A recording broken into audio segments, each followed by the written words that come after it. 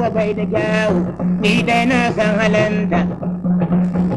kusa da shange bai nan na garin ba shange ba cikin gari ba tun gari ni a garin mu karuwa ta sani waka da inda ne yi da ɗan windi ga hannu kamar ni a tsohon bahudi sai ka ji an ce babu zaure wurin kwana ya so buwaya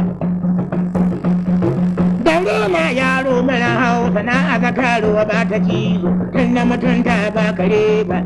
irin nan ta gane ni ta je mana ɗan sha'aibu ka bani kuɗi in sai sigari sai ce mata banda canji sai ta ce in ba ta nera da ka sama maza kuri gare mu naira 10 na ba ta amma naira 3 ta ba kaga da yanta ba ya so ya baci ta mai san rijiya ta inda duniyo ya sai ta kwale ta mai san rijiya ta inda duniyo ya sai ta kwale dalila fama da raga karuwa na fama da lishi ba ta bari na don ka yadi ko na towa sai ta tsige wadda tofin masa da kama kusu haka nan ta kawa kurdin ba kauye karuwa in ta samu wawa kamar kura ta samu nama ba ta bari na ko da yaushe kamar ta gane gidan ubanta suna abincin karuwa shagumanka komi ka ci cikin jikinka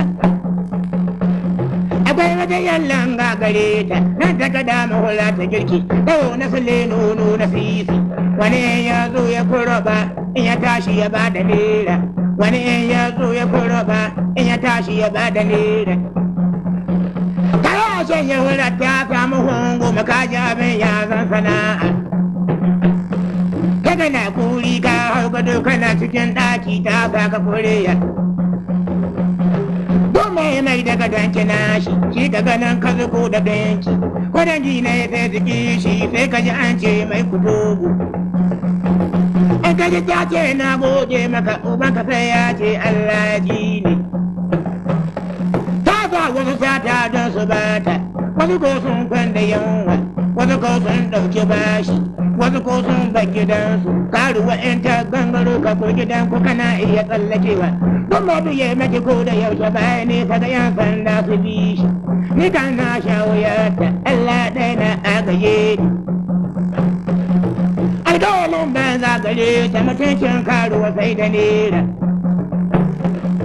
karuwa ko da tsohuwa ta rigar nono za ta sawa ta tallaba nono sai ya miƙe sai wawa ya gani ya moce sai kaji ya ce kurciya ta shi bai san riga batansa wangalam ta da baki babu haure ga wani albishir na musamman ga ɗimbin mutanen da ke ajiye da tsofaffin kasusuwa na kallo da kuma na saurare. Kamfanin Gobarau TV ya siyo sabbin injina na musamman domin mayar muku da tsofaffin kasusuwan ku na kallo da na saurare zuwa cikin wayoyinku na salula ko a cikin memory ko ma a hard drive. Ina waɗanda suke ajiye da kasusuwan ɗaurin aure, suna kuma wasu muhimman tarurruka. Ku tuntuɓi kamfanin Gobarau TV domin mayar muku da waɗannan kasusuwa a cikin wayoyinku a cikin farashi mai sauƙi. Domin ƙarin bayani za ku iya tuntuɓar mu ta wannan lamba 080064000854 ko kuma ajiye mana sako a manhajar WhatsApp. Gobarau TV muna mayar da kasusuwan rediyo da kuma na bidiyo a cikin wayar salula, a flash kuma a cikin hard drive.